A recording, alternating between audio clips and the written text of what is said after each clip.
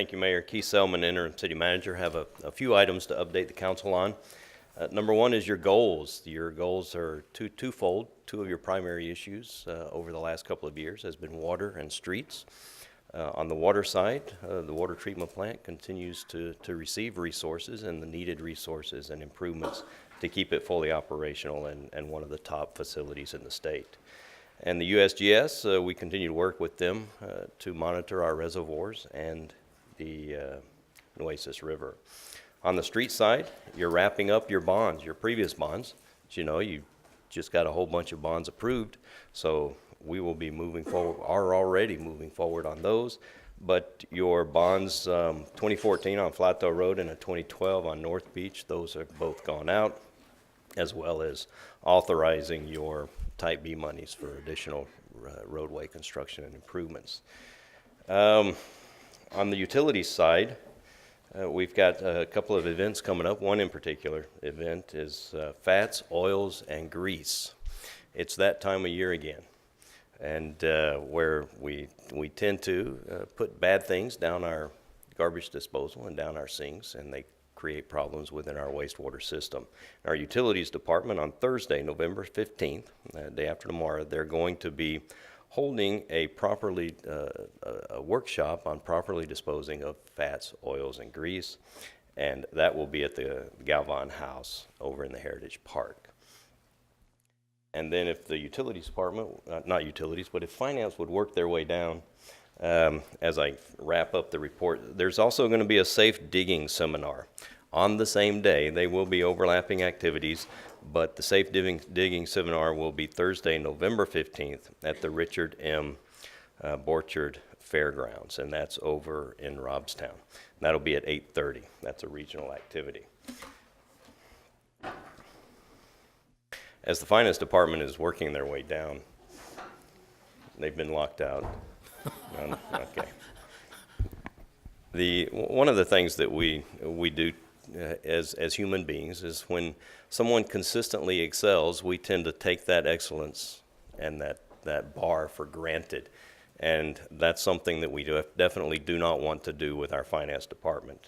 For the 35th year, the City of Corpus Christi's Finance Department has been awarded the Certificate of Achievement for Excellence in Finance Reporting from the Government Finance Officers Association of the United States of America. And that is something to be very proud for. And Constance, you're right by the mic. Would you like to say a few words? Good afternoon. I'm Constance Sanchez, the Director of the Finance Department, and I'm very honored to work with such wonderful people. They put in a lot of hard hours. They're very dedicated, and most of the time, everyone doesn't really realize what they do, but these people work around the clock, and I appreciate everything that each and every one of them have done for the City of Corpus Christi. Thank you all.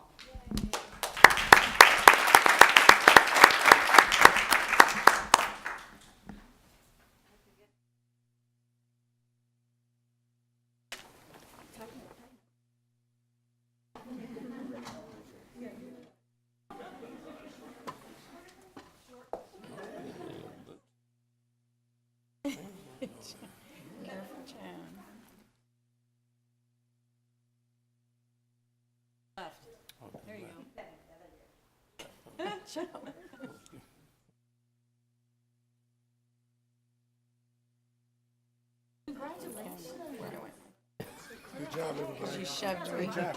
Yeah. Congratulations. Thank you. Good job. Good job. Thank you very much.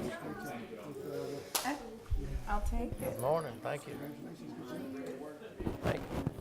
As they make their way back to their seats, I want to introduce Peter Collins to give us a quick update on the process on our utility billing. Good afternoon, Mayor and Council. Peter Collins. Well, I'm here to give you the update on the billing system. As you know, the last time I gave a briefing, we're expanding to look at the Infor as the overall enterprise application. One of the first groups I met with was with in finance, the accounting section. In that meeting, it was brought out that we have a issue with our GL, and I'll just go through it, and I know there'll be some questions here. But the year-end close cannot be completed until integration issues with the billing system and the GL are resolved. Finance actually has struggled with the integration issues since go-live in December 2017. The main issue that's being identified right now is reconciling cash to the GL. The journal formula for the exception transaction is currently being developed.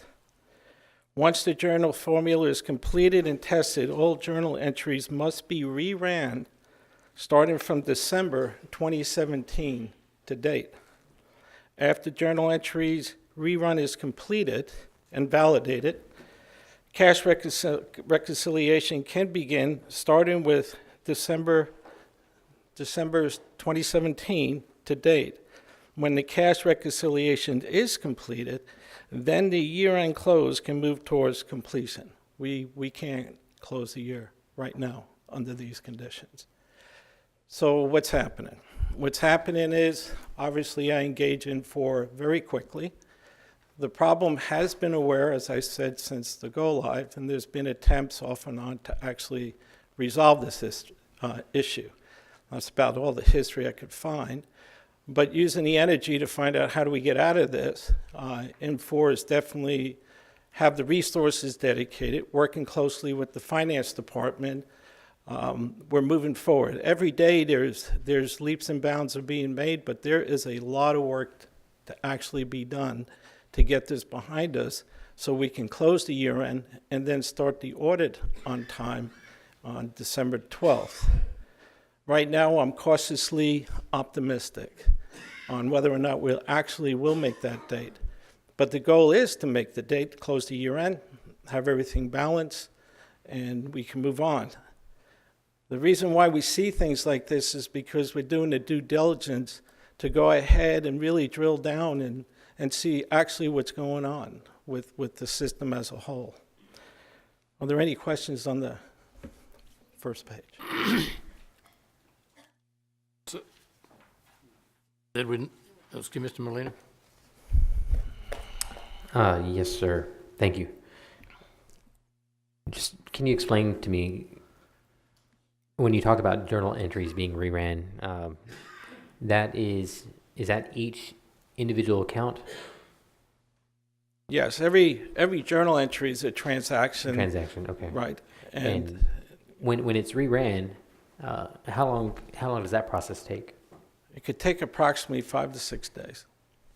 For all the journal entries? From December to date. Okay, so roughly a week. I was... Yeah, about a week. With as many accounts that we have, I was actually expecting it to be a lot longer than that. Yes. Okay, that's all I had. Thank you. Thank you. Mr. Smith. Well, thank you, Mr. Collins, and Mr. Selman. I want to emphasize the importance of this. This is the step necessary for getting our financials out in time. So thank you for emphasizing this, Ms. Sanchez, Alma, for working with it, because it's one of those behind-the-scene things, but is critically important to publishing our financials for all of the world to see. So thank you. Any other questions, comments? All right, don't see any here. Go ahead. Thank you, Mayor. I'm going to go back and revisit the no bills today. As I spoke in earlier briefings, on the no bills, what we needed to do was look at the different conditions that we know of that were occurring, and how do we actually retrieve the information from the system and know that we actually have accurate and we have all the no bills to date. The first condition, as I spoke before, we have 853 accounts that never been billed. And what that means is never had a bill. This was due to creating profiles without a cycle in the profile itself for the billing cycle. That's been corrected because now it's a mandatory field, and that error is not going to be compounding itself on a monthly basis or day-to-day basis. But what does it actually mean? It means that approximately $500,000 is unbilled revenue. So what are we doing about it? We're already ahead of the game. The 853 people have been contacted. They've been getting heads up that the bills are going to be arriving, and we're currently working on those bills as we speak to make sure we get them out and deliver, and that they're accurate, that they're not being overcharged, or they're not being consolidated or anything like that. The other condition was there's 2,532 sporadic missed bills, no meter readings. The condition, and working closely with Infor, it appears that there was no meter readings tied to this condition, which means that we have about $3.5 million that is unbilled revenue. So what are we actually doing about that? Well, Infor is working because this gets a little bit more complex because somebody may have received a bill for 2 months, it skipped 2 months, and then on the next month they received a bill.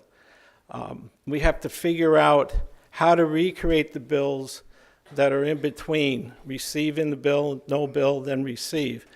Infor is working on a program that will be able to access the database, create the bills, and then we'll be able to proactively start contacting our customers and get the bills out and get this behind us. The next condition that we have is 19,027 accounts that were consolidated. We call it consolidated consumption bills. What does it mean? It means, say, for the first 2 months you receive a bill for both months, then you don't for 2 months, but then the next month you do. And when you do, it's consolidated. It means it bills you for the 2 previous months. And then also in that, it raises up your usage to where the person or the customer actually paid more than they should have because the consumption's higher in that month instead of being balanced out from the 2 previous months. The other issue is the condition of being underbill is that the 2 months that were missed, the base rate $12 a month, you get to the 3rd month when the bill is actually created, it's only $12 instead of $36. So we have a condition here. In some cases, there's an overcharge. There's other cases where there's an undercharge. We actually did bill $4.1 million that we have this condition that exists. So what are we doing about this? What we're doing is that we're working out a methodology. It's still work in progress. This one's a lot more complex because obviously the condition of the consolidation. We feel we can back it back out and get accurate numbers for the customers so we can see where we actually settle out under this condition. That's the area of no bills. Are there any questions? And over what period of time are you talking about? This actually, I rephrased the question when we were looking at this from when we went live. This has been going on since we went live, and it's been compounded in itself during the whole time. So would it be a fair statement that the decision to go live was a bad decision because the bugs hadn't been worked out and we're paying the price? Your contract, you're good.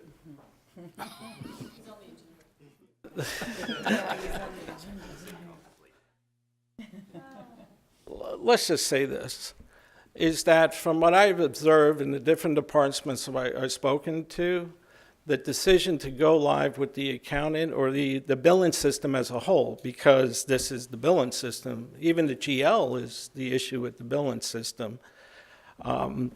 I think more due diligence could actually been done with testing and retesting and ensuring that fixes were done and not going live with known issues. The GL is a prime example. This condition is, again, in all fairness to finance, who have worked around the clock on this issue, is that they never actually tested the system through an entire month of the billing cycle. So to answer your question, I believe there should have been a lot more testing completed before the green light was actually given, more training, identifying reports that can be used. Overall, professionally, I would never have gave the green light to put this system in based on what I know. And if somebody else within the organization was to retort to that, I are welcome to do it. Everybody's paying pretty dearly as far as staff, overtime, the stress, the bad news. The most important is who we serve. We serve the citizens of this city. All the different issues that need to be managed too. And the thing is, I wish I would have found the GL issue when I first got here, even though we were on fire with other things, because I could have got involved a lot quicker and could have drove it a lot faster and have that time to where we're not under this big stress to try to get to the audit date. But that wasn't the case. But the blessing in disguise is when it was open to where I looked at the entire system, is that this is where it starts to all come in. And the issue, too, is as far as with the cash, it's also the way the citizens pay. Through the portals, development services only have 6 people that actually use the portal. Developers or people who want permits, because the payments are sporadic, and historically it has been. But now it's being drilled on. N4 has done some major work on it, but the thing is that I'm introducing, we're testing. We got to test and verify. It isn't like, oh, N4 fixed it, let's put it in and let's run with it. No. So as far as development services, work closely with the Treasury Department, so we can see those transactions go through and trace them through PayPal. It's a very complex system. But in theory, this day and age, you make a payment, it isn't rocket science to get it to your GL reliably. All right. And, I mean, we've got to get, I don't know the volume of business we do, what percentages of cash, but that to me seems to be a prime opportunity for mischief if it's not accounted for appropriately. And so we need to get that resolved immediately, if not sooner. And they're working around the clock on that right as we speak. All right, Ms. Opal. I think it's important, first of all, for people to understand why the general ledger is such an important piece of our business. It's sort of like the final check and balance. I know that Mr. Smith, as chair of the audit committee, is probably pretty interested in making sure that all of that comes in, because it really is. We had our finance department. We were able to really stand tall with them on the great work that they do. But this is a tool that they have to be able to do the work that they need. So it's pretty crucial to do that. When we look at this no bill number with 853, 2,500 plus, and almost